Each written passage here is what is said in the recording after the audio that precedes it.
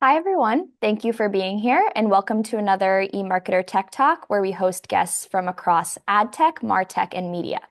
I'm Emmy Lederman. I'm an analyst at eMarketer, and today my guests from Uniphore and Quicken will share how they've turned consumer data into customized audience experiences, specifically in the personal finance space. So joining me is Brittany Bauschka, who is head of martech and omnichannel lifecycle marketing at Quicken. Hi, Brittany. Hi, everyone. And we have Ariane Sedghi, who is Senior Product Marketing Manager at Uniphore. Hi, Ariane. Hi, Emmy. Thanks for having us. Thank you both for being here. Ariane and Brittany have a great presentation for you, and afterwards we will open it up for Q&A. So you can use this chat window to submit questions for the Q&A and to communicate with other audience members. So with that, Ariane, over to you. Thank you so much. Thanks for having us. Thanks for the intro. Hi, everyone. Thank you so much for joining. We're really excited to be here.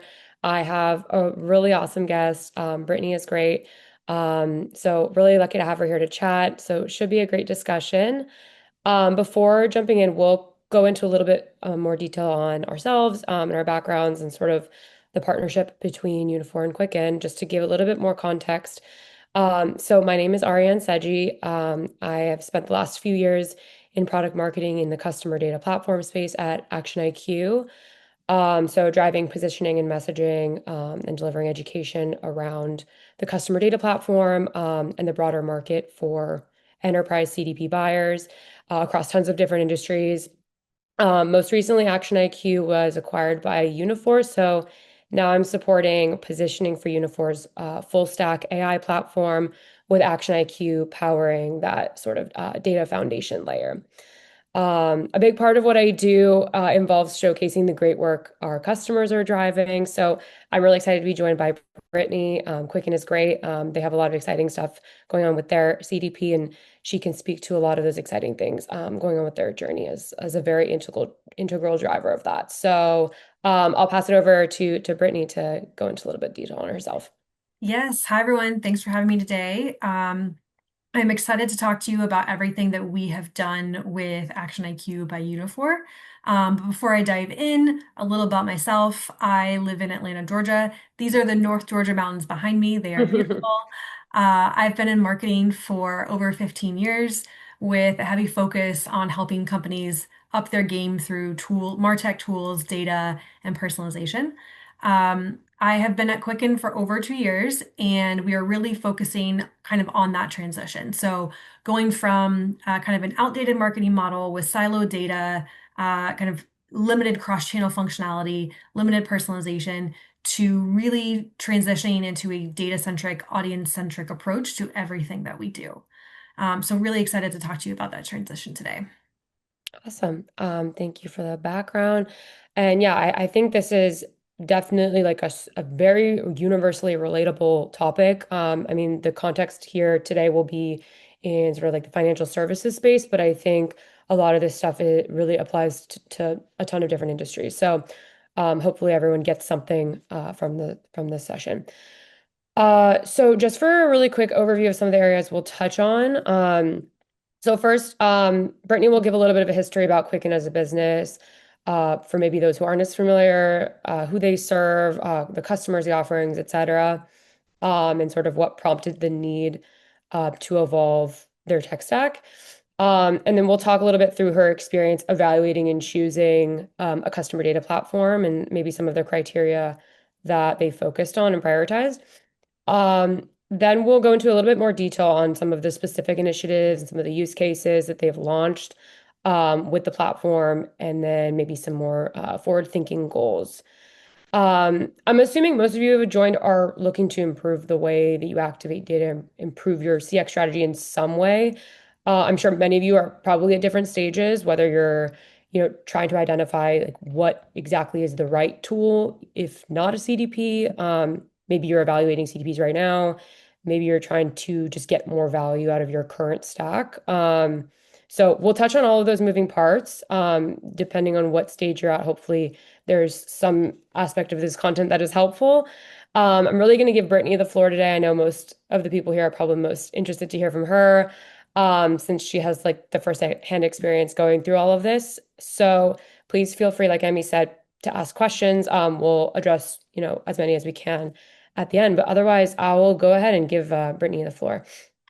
Yeah, awesome. So I want to start by maybe saying Quicken is not QuickBooks and Quicken is not Quicken Loans. So it's a very common misconception. Do not feel bad if that's who you thought we were. We are different. So we are Quicken, full stop, that's it. And we are a personal finance software company. We have been around for over 40 years. We have over 2 million users. We used to be historically part of Intuit, and we broke off over 25 years ago because our leaders felt really strongly about the product and the value it's brought to our customers. Our mission is to help customers lead healthy financial lives, and we take that very seriously by making sure that we are continuously updating our products, having a safe and secure way for them to do that, and evolutionizing our tools and features for them to be able to kind of keep up with their financial lives. As you can see, we have kind of a broader financial tech stack, if you will, right? So here's our different product offerings that we have fall into 3 categories. We have personal, we have business, and we have Life Hub. So from a personal side, we focus on your personal spending plan, linking all your accounts so you can view everything in one view. Think of your mortgage, your car payment, your loans, your investments, your credit cards, any financial aspect of your life, link it all together, see everything in one place. From a business perspective, everything I just mentioned about personal, plus adding all of your small business accounts in there as well, right? So you can help with invoicing to taxes. We want to make it as easy for you as possible to spend more time in your business and less time on your finances. And then our third product offering line is Life Hub. And this is a product that really helps ensure that your family's essential information, think passports or birth certificates or wills and estate planning documents. Kids are going off to college. Do they have all the documents that they need to be like easily at their fingertips? I think this is a really great tool to help families, individuals stay organized, have all of their documents in a safe and secure place, and you can share it with family members, caregivers, estate executors, whoever it is that you want to share with in a safe and secure way. And you'll notice I have 2 kind of yellow stars underneath our brand new products. So those are ones that we have launched in the last year and both are performing extremely well. There is a vast need in the market for these types of products. And then kind of one final call out is that we are 100% subscription based and we've continuously seen growth year over year. So we are excited to kind of use some of the stuff that I'm going to talk about today to continue that growth. Yeah, so couple things worth noting. It's interesting. Well, now you have this sort of like product portfolio. You have multiple products in the mix, which means, and I'm giving a little bit of a spoiler alert, opportunities for, cross-sell, upsell, and things like that. A lot of ways that you can evolve your campaigns. But then also you have both B2C and B2B. So that is sort of like another element at play. And then you've got this subscription model. So a lot to play with from sort of like a campaign perspective and a customization perspective, which is sort of where the title of this session came from, is this whole mix and match. There's a lot of things going on here. So I just wanted to call that out. Yeah, and then this slide was just kind of a highlight of some of our, we've won a couple of awards over the years, some really great call outs from our customers, where, we've had a lot of rave reviews around people finally being able to kind of take control of their finances in a kind of easy, in your hands type of way. So all of that leads up to, we have all of these great new products. And we wanted to transform our marketing efforts to really be able to bring these new products to the masses. So kind of how are we going to do that, right? We had these key strategies as a whole of how we wanted to operate as a marketing team. So we wanted to focus on data and audiences. We wanted to have a campaign strategy and development that utilized those data and audiences so it was cross-channel. And then building on that, we wanted to include AI and personalization at scale, right? And we know that we need data and we need campaign strategies to help us enable those. Then with that, as I mentioned, cross-channel orchestration, right? We don't want this just to be on, say, email or say paid or in product or on our care channel, right? We want it to be across everything. We want to reach the user where they are engaging with us. In addition, how do you optimize that? How do you learn what's working for what user? Well, that's the experimentation and testing aspect. And then finally, being able to understand the insights of what actually happened and report out on that. So these are kind of our key strategies that we're working towards. And, really the next question is, how do we get there, right? And on the next slide, you'll notice we kind of took a look, our first thought was, let's look at our tools and technology. So what we had at the time, as I mentioned, kind of very on the left side here for the challenges, we had kind of an outdated marketing model, a lot of silos across even just marketing as a whole, between data, between the tools that we use, between the teams communicating to each other, kind of understanding what types of campaigns each other was using or running, what audiences we were running. We didn't even have the same definitions for some of our audiences. Limited access for marketers to the data, right? So there were disparate data sources. So some marketers were using, let's just say, system A, and others were using system B, which they didn't always match, or they didn't have the same updated information.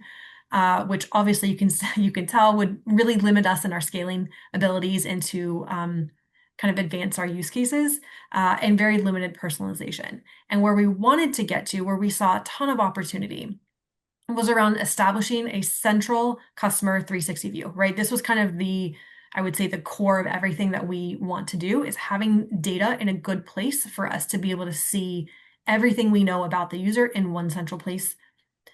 Being able to do this in real time, optimizing audiences and campaign orchestration. So that kind of goes back to that cross-channel functionality.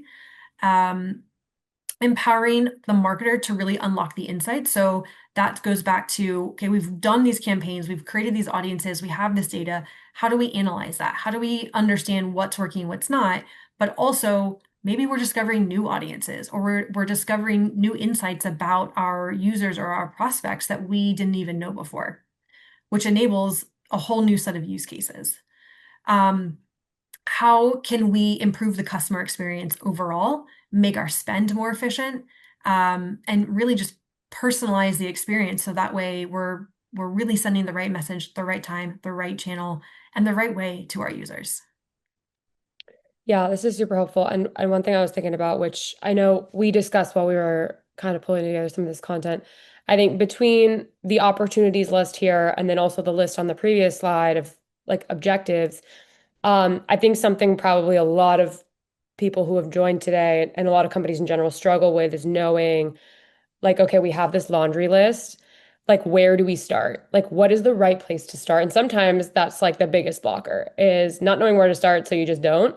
Um, Especially when you have so many different departments involved. And this is like a really good demonstration of that. So how did you guys sort of navigate that, or how did you prioritize? Yeah, so we took a step back and we said, I listed out those key strategies on that last slide, and then you see kind of where we knew that there was a lot of opportunity. And we said, what is foundational, right? What do we need in order to enable all these other things? Some teams tend to start with like the campaigns, but really, can you optimize your campaign if you don't have better audiences, which require better data, right? So for us, it was really all about getting our data in one central location, and for marketing to own that data, right? I know that's a big piece for companies, where a lot of times the data tools and technology really sit maybe with an IT team or with a data team or an infosec team, something like that, right? It was really imperative for us that this tool sat within the marketing department, because we didn't want to have to go to another team to ask for an audience, or if we need a new set of, a new data set, we didn't want to have to go to another team to ask them to pull that data set in from our other tools and technologies, right? So it was really about marketing owning this tool. And then we set out about saying, okay, now that we know we want marketing to own this, we know we want a tool that will give us a data foundation for marketers to use. What kind of tool do we need, right? Do we pull in our data and funnel it all into our ESP? Do we look at a data warehouse?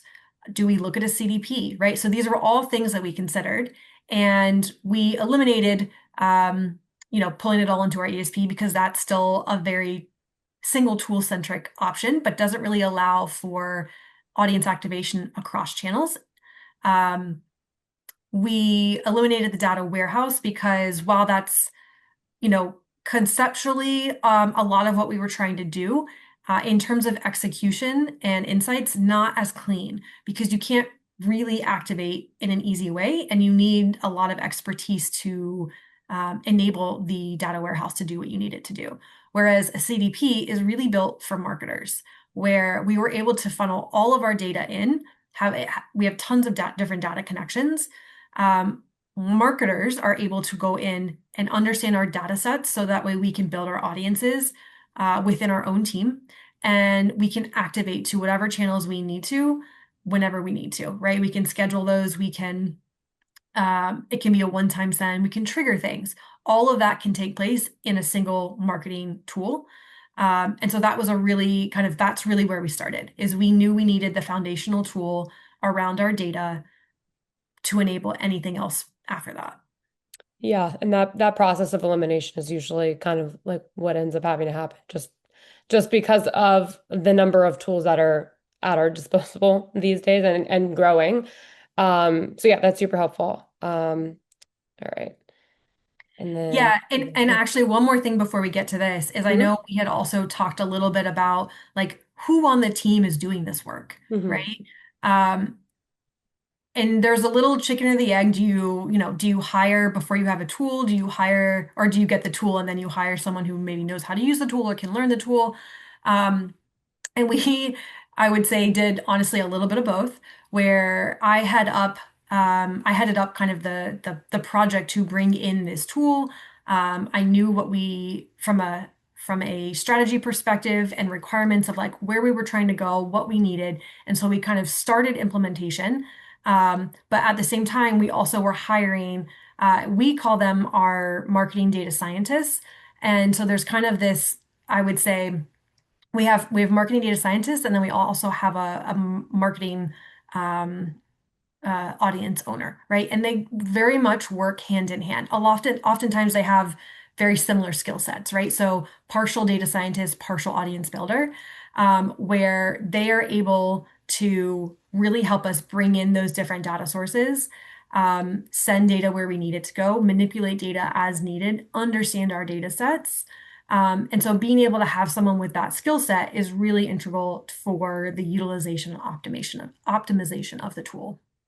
Yeah, that's a good point because I mean, as a vendor, we've gotten a lot of questions from prospects, but also customers even who are still trying to figure this out, like how to structure the teams that are supporting and driving value with, the CDP, but also really any platform is um sort of trying to figure out how to get that structure right based on your business model, your goals, obviously the tool itself. And I think what Brittany just mentioned about having sort of a group that is data centric, data focused, but really understands and is focused on driving the goals of marketing is really important. And we do have quite a few customers who are organized that way. They have something like a marketing data sciences team to sort of sit in the middle and play that middleman. I think that really can be like a make or break with a successful implementation. So um, that was super helpful.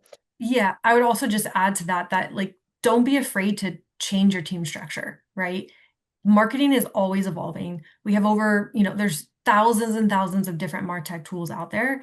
Sometimes our team structure doesn't always align with maybe where things are going. So don't be afraid to make changes to reposition different job roles and things like that.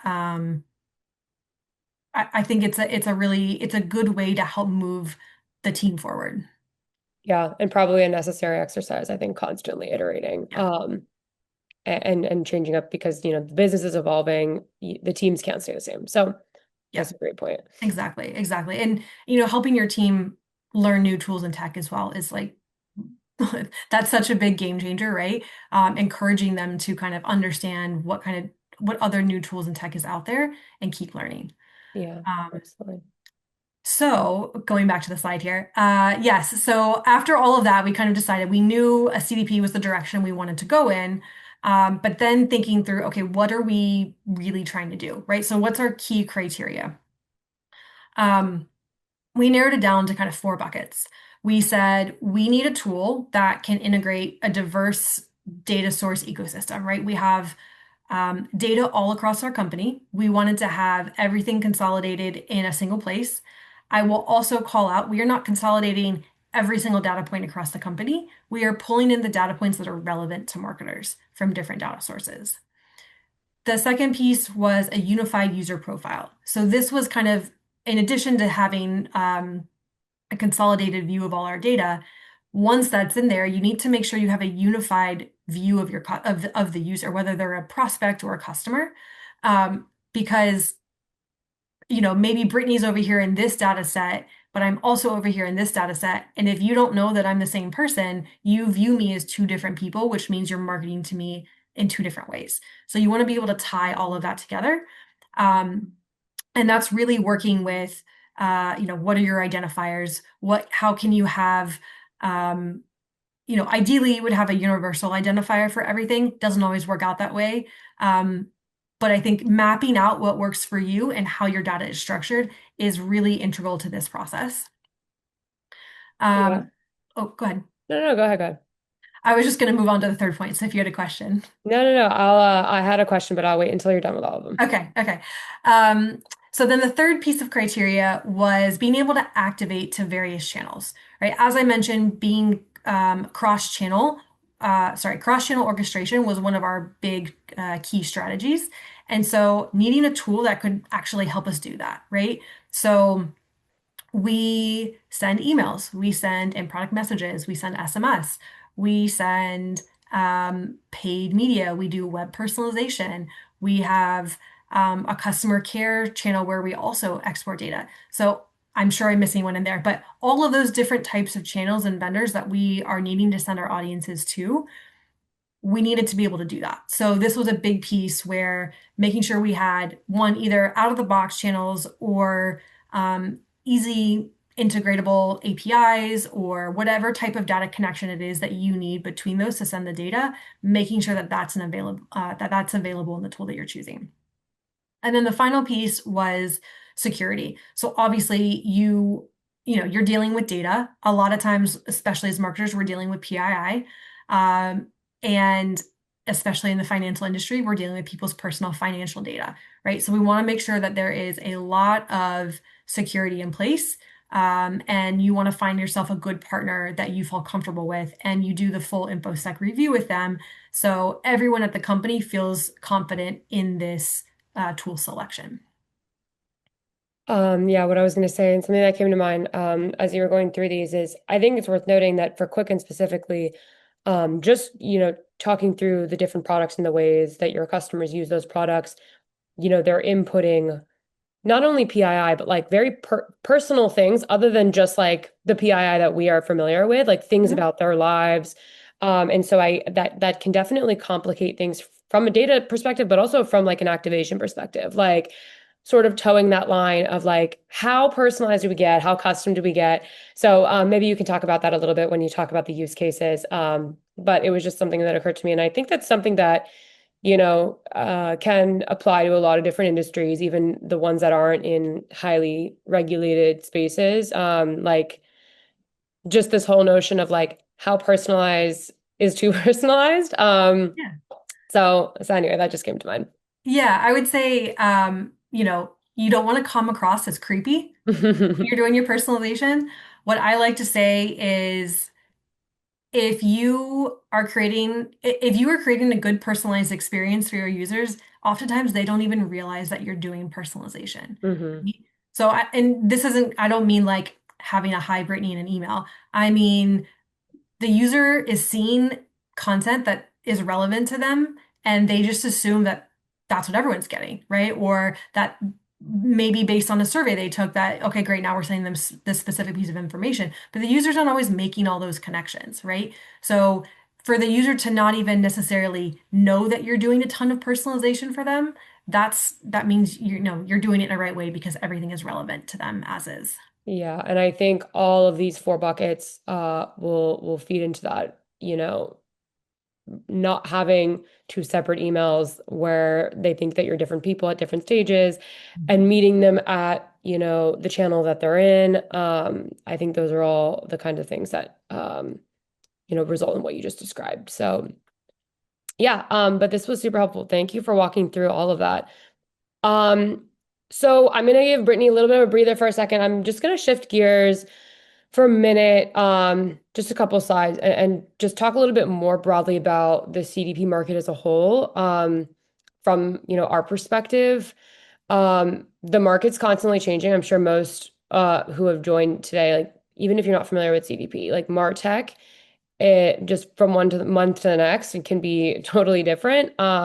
It's a lot to keep tabs on. So we do a CDP market guide every year to sort of package up our POV as a vendor and sort of distill everything that has changed over the last year into like a few key observations or predictions. So I'm going to just quickly highlight a couple. Um, so first one, which is certainly not new to anybody, probably, but is worth noting, is composability. And this actually does tie into some of the things that Brittany has mentioned about cloud data warehouse, things like that.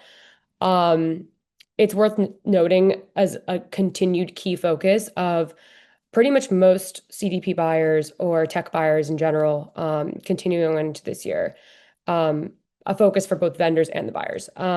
We're trending toward composability really being like a requirement, not so much like a trend or a nice to have. So I'll talk a little bit more about this in a second and sort of what I mean by that for those who maybe aren't familiar.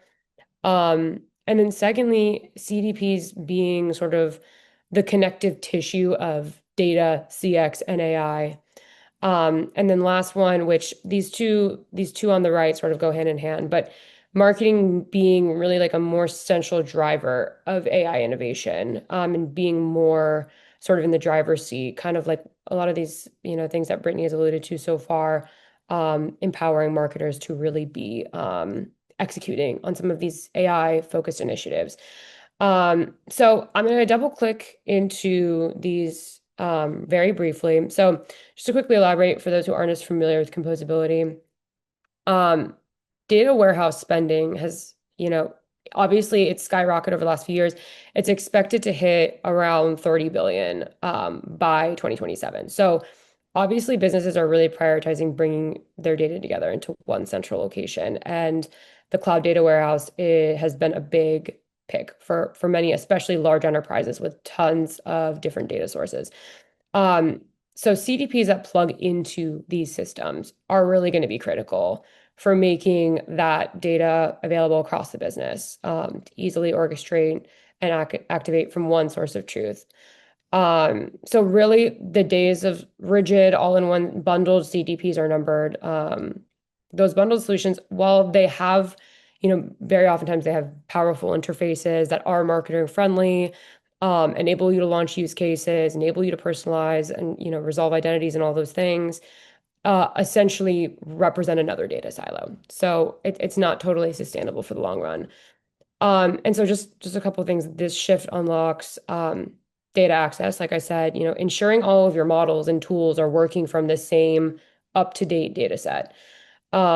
Less complexity, no need to copy and move data and maintain more data pipelines. That takes up more time of your, data teams. It costs more money. And then security and governance. So, without these extra copies of data floating around, less risk overall and just a better control over your data. Um, so I'll pause for a second. I wanted to ask Brittany, and I know you were going to talk a little bit about this later. Is this relevant for Quicken? Like sort of where are you guys at with, talking about composability? I know you mentioned the cloud data warehouse earlier. If you want to just kind of like touch on how you guys are talking about this. Yeah, so for us, actually, we'll get to it, I think, at the very end, because that's part of our kind of going forward where we're trying to get to is to be more composable. Um, and really kind of how we see the benefit is, um, right now we're basically we're sending data into our CDP, and really kind of the I would say a huge benefit for marketers for composability is that you're not having to actually send that data over. You just have a pipeline between your two data sources, and you're able to query the data from a different data source whenever you need it. And it just comes in, but it's not stored in your CDP. It's still stored in the other different tools. So I think that there's a lot of benefits to composability, and it really does reduce a lot of the complexity. It reduces the data latency. It's a kind of more secure. You're not sending data to and from all the time. So there's a lot of benefits to it, but that also comes down to your data infrastructure, right? And from personal experience, I can say the marketing team doesn't always have control over the data infrastructure. And so really it's a conversation where sometimes the marketer's leading it, sometimes the data team's leading it, but trying to really work with your data, your IT, your InfoSec, whoever's kind of owning those other tools or some of the other data sources, how do we make sure that we are using the right tools to enable us to be composable, which is a more safe and secure way to manage data. Yeah, it is definitely a journey to get there. It's not sort of like an overnight flip of a switch, and it does require like that really strong alliance between data and marketing. So yeah, that is a good call out. So second prediction, which I mentioned earlier, CDPs being sort of like the engine for CX, AI, and data initiatives. We've mentioned AI a couple of times so far. AI is huge and growing. Everybody knows. It's totally revolutionizing the way enterprises specifically are designing and delivering these customer experiences and really enabling, that next level of scale and that next level of speed. But even the best models are useless without that. And this is kind of what Brittany said earlier, without that data foundation, without that high quality, complete data. Um, and so you really can't cut corners with your data strategy, which is why CDPs are really kind of that central engine. Companies with strong customer data strategies, they grow revenue 2.5 times faster than competitors, according to Forrester. So CDPs are quickly becoming, that really that connective tissue that holds the customer DNA, anonymous to known, et cetera, and really makes AI work. Um, and so, powering some of these areas on the right, better automation, agents can respond in real time, better customer experiences, like turning that raw data into the intelligence that can actually drive like some of the tactics that, we're going to talk about in a bit. Things like predictive, personalized interactions, and then do so across channels. And then stronger alignment across teams. So, sales, service, marketing, working from the same data set. So, so yeah, these are sort of like the main two. We will have, we have our customer data, or sorry, our CDP market guide. We'll send out to anyone who has registered in the email following this, so you can definitely dive deeper into, the full guide, and go into the details of these. But yeah, I just wanted to sort of mention that. Um, and then just to kind of tie it all together, with all that said, how do you navigate the market as a buyer, especially this year? So in reality, every organization is different. You have different teams, budget, goals. You're at different stages, different, industry nuances.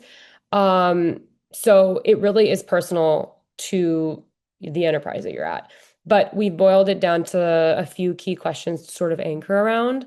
And Brittany, I'd love, for you to weigh on these and maybe share some others that Quicken thought about. And maybe these are all relevant for you guys. But the first one, what are your use cases? Like, what are the use cases that are absolutely critical, the ones that are most at the top of mind? Are you focused on activating across different channels?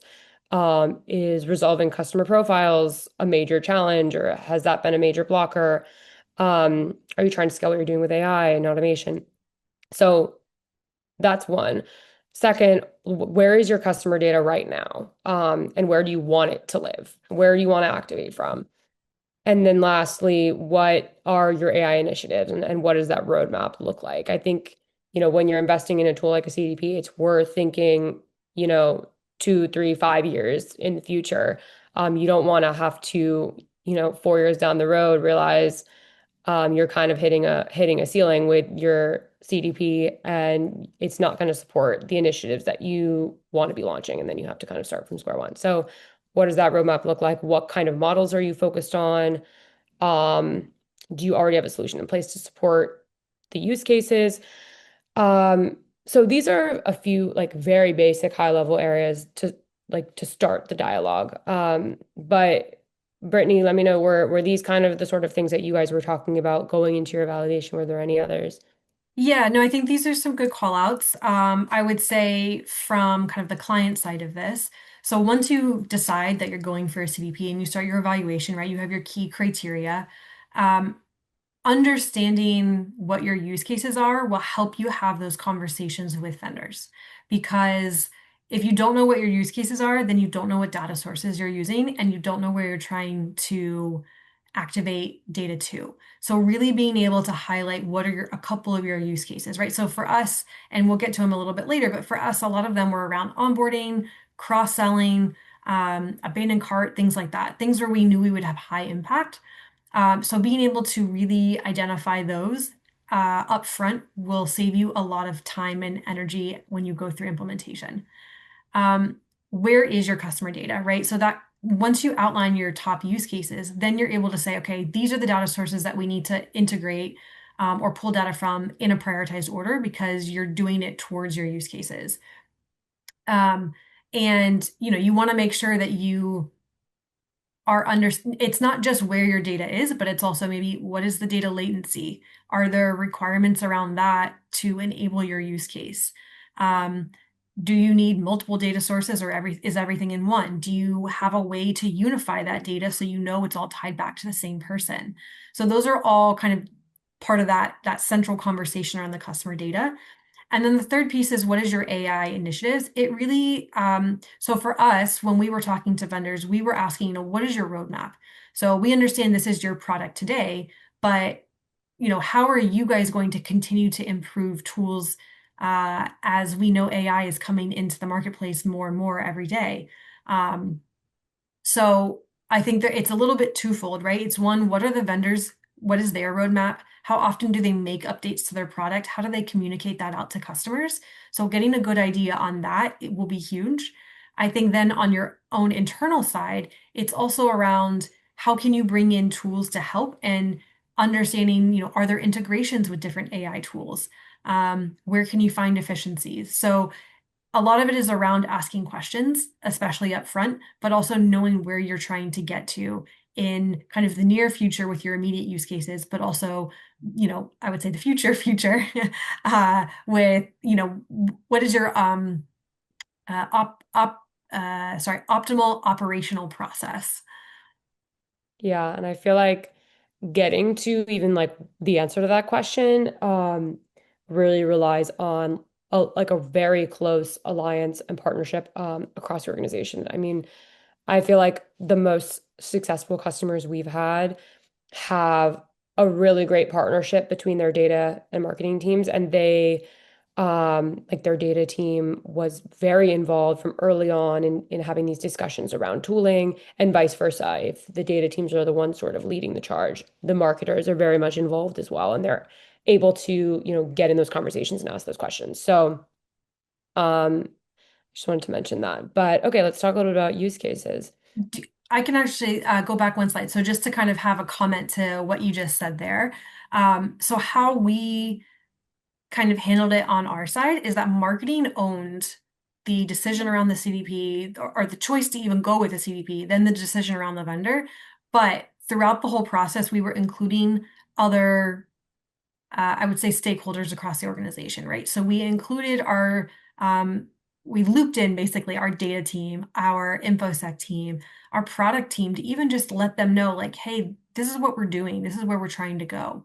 And other teams within the marketing team as a whole, and also the leadership team, right? So we made sure that everyone was aware of what we were doing and why we were doing what we were doing, which I think socializing that really benefited of getting buy-in, because when we did this, people did not understand what a CDP was. They just kept saying, well, why can't we just use a data warehouse, right? And they're not the same thing. So there was a big educational piece for us across the organization, but now everyone's on board. And, now that we were able to kind of like prove out what we did, it's been super helpful. So I think getting buy-in early on and socializing what you're trying to do and why will help make you much more successful. Yeah, definitely not sort of skating by that education piece and then having to backtrack later on. Why have we done this? XYZ. So that's a great point.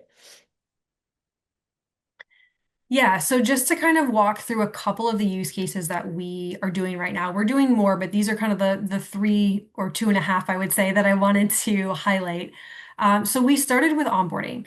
And for us, we had some problems with our onboarding before, right? We didn't have great segmentation.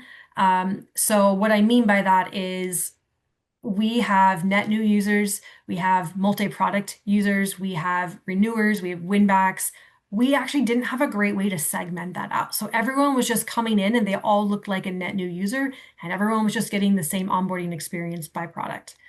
And so by consolidating all of this data, we were able to have deeper segmentations to give the right content to the right people based on what they had purchased. And also maybe if they were a renewer who maybe it was like, 10 days after the renewal, but they just forgot and then manually went in and redid it, versus someone who is came back after being gone for 2 years, versus someone who is completely net new to the company, right? So we're able to treat them in a different way. Additionally, we were able to have kind of this enhanced view of customer data. So one, there's the segmentation for the content was integral, right? But from a different perspective, we brought in product data as well to add that to our 360 view of our users. And what that enabled us to do is kind of give people a personalized checklist. And this is something we're actively working on right now, where you have your key steps for onboarding, but what has the user done and what have they not done? We know that data. How can we activate on that? How can we help the user push them to the next step in a gentle nudge? This is important. This is how you'll be successful with the product kind of way. And so this is something we're actively working on by bringing in those different product events and in a timely way, so we can update the customer of, hey, this is your next step, or if this is your next step, here's how to do it in an easy way. We also have really been focusing on cross-sell. So at the beginning, I kind of mentioned, hey, we had these 2 new products that we launched. More recently, we launched them in the fall. And we've really been trying to really focus on cross-sell. Well, because they're net new products, we focus on our existing base first, and we really focus on testing and experimentation. We wanted to understand, what's working, what's not. And this went from different types of things from, on our email campaigns, the email order, or what content across all the different campaigns across channels that we were running was working and what wasn't. We even did price testing, right? What's the price point that works best for conversion, right? So all of these different types of tests were enabled because we had a consolidated view, and we were able, in Action IQ, there is a functionality where you can do like splits on your activation. So it splits the audience for you, and you're able to run those tests across your different channels. So you could, activate wherever you need them to, but it automatically assigns them to a test cell, basically.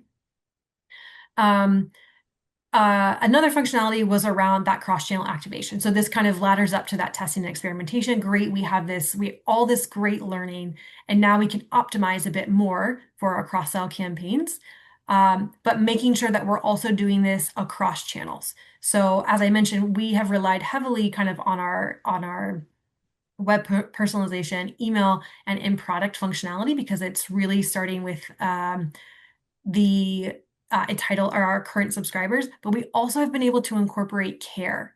our customer service aspect, where we're able to send them data so that way when someone calls in or someone's chatting with them online, they have up-to-date information about that user as well. And then the final piece is we are actively working on updating our abandoned cart to have more timely communications. We have a bit of a data or a delay in our data right now. So we still have something running, which is great, but we want to make it more efficient and optimize it. And so that's something that we're currently working on. That's great. And I know like since you've launched those two new products recently, this cross-sell is you're doing that for like the first time ever. So I think when you're launching like an entirely new bucket of use cases for the first time, that testing is especially important because you don't really have anything to work off of. And you know, maybe we have folks who have joined who are in a similar boat where you've gone from a single product offering to multiple products, and not sort of skipping over that is super critical. Um, yeah, these are all super exciting. I know you had a few areas you wanted to touch on in terms of like some of the progress so far. Yeah, just really high level.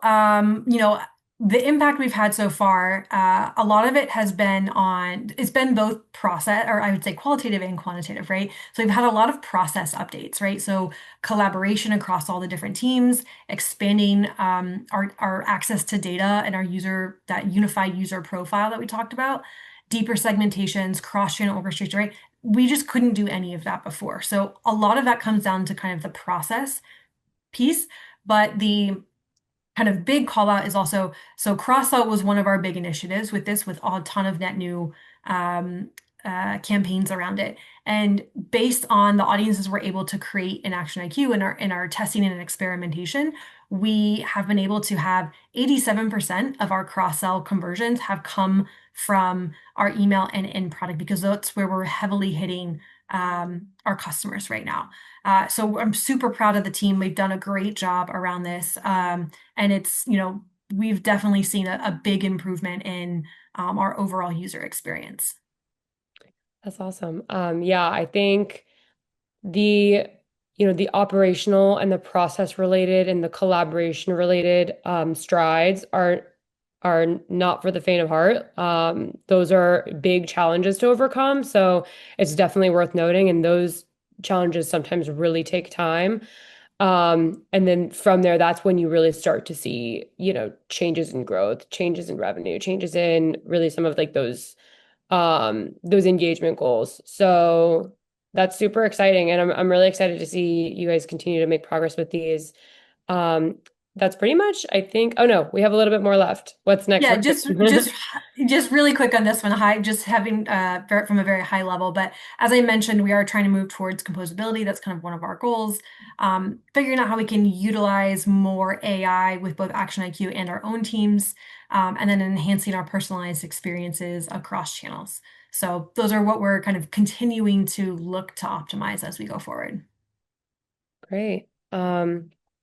Thank you so much, Brittany. I really appreciate it. That was all really helpful, and I feel like you hit all of the different stages of, what 2, 3 year journey. So I really appreciate you sharing all of those details.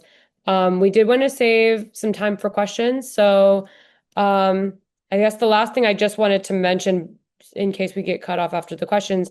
Check out our 2025 CDP market guide. If you've registered, we'll send a follow-up email. There will be an opportunity for you to download it and read a little bit more about some of the market-related things that I mentioned earlier on. But otherwise, Emmy, I can pass it back to you and you can share maybe some of the questions that we got. Awesome. Thank you so much for those insights. I thought it was really interesting what you said about balancing personalization and privacy, and also making sure that you're constantly evaluating the makeup of your marketing teams and not being afraid to kind of pivot the structure. So we have our first question, or we've received a ton of questions from our audience today, but unfortunately we're running short on time and won't be able to answer all of them during Q&A. But Uniphore and Quicken will follow up separately to answer all of your questions. So the first question is for Brittany, and it is, how did you show ROI before moving forward with these tools? Many SMBs struggle with the costs and risks associated with a big tool and team change and find it hard to get internal buy-in.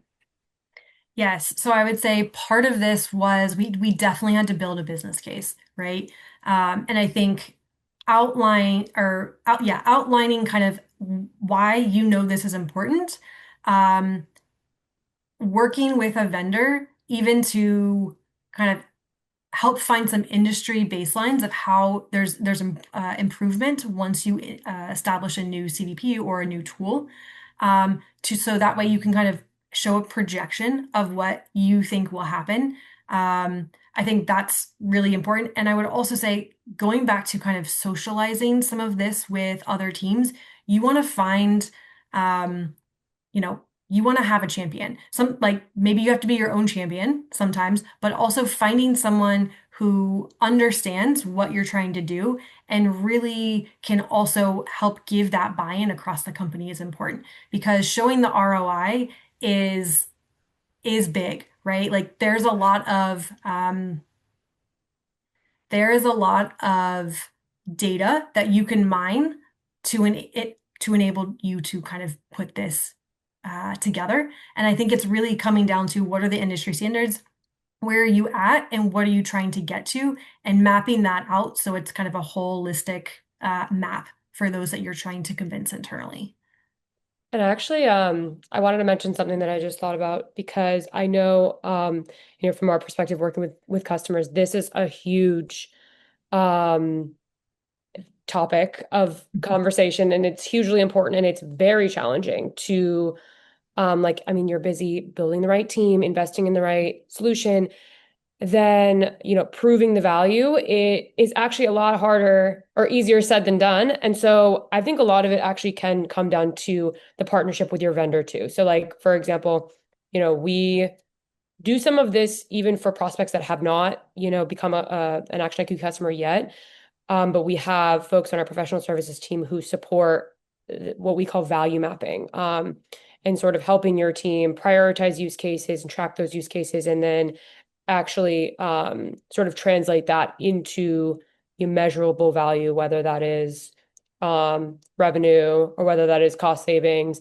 And so oftentimes, certain vendors, they can really provide support there as a partner, not only getting these initiatives off the ground, but also sort of documenting how it's actually moving the needle from like a quantitative perspective. So I just wanted to throw that out there. Awesome. Thanks so much. So we have one last question. Brittany, if you want to start, and then Ariane, add your thoughts. With the understanding that Quicken's projects seem to have a lot of support from the teams involved, how would you augment the discussion surrounding unexpected findings and insights about audiences or new audience segments you were previously unaware of? In short, how was the unexpected embraced? Yeah, so it's actually been a really positive thing for us. So I can actually, without giving too much away, I can give you an example that actually happened last week. So we started using, with the audiences we were building, we kind of, with that split functionality in Action IQ, we had been doing some testing and some control groups to understand how things were performing. And when we went back and looked at them, we noticed that we had a really high refund rate on one of our products. But when we dug into why that was happening, we noticed that they had just signed up for the wrong product, and they actually were converting on a different product. So we weren't losing them completely, but without having all of this stitched together, it would have just looked like this product had a really high refund rate and we were losing these users right away. But because we had all of this data together, we were able to kind of follow the pattern of what the users were doing. And we saw that the majority of them who were getting the refund were actually moving over to this other product. And that gave us an indicator that we need to, one, clear up our messaging around the product they were getting refunded from, but two, make sure that we are doing a better job at some of the audience selections that we're running as well. So that I would say so far we've been able to really get some great insights, and be able to answer questions that, like, we were getting questions before and having to kind of piecemeal stuff together, but we didn't really have a clear picture. But now that we do, we're able to actually push insights out rather than always being asked for insights. So that's just one example, but for us, it's been a really big benefit because then we're also able to now change the way we market to people, change the audiences.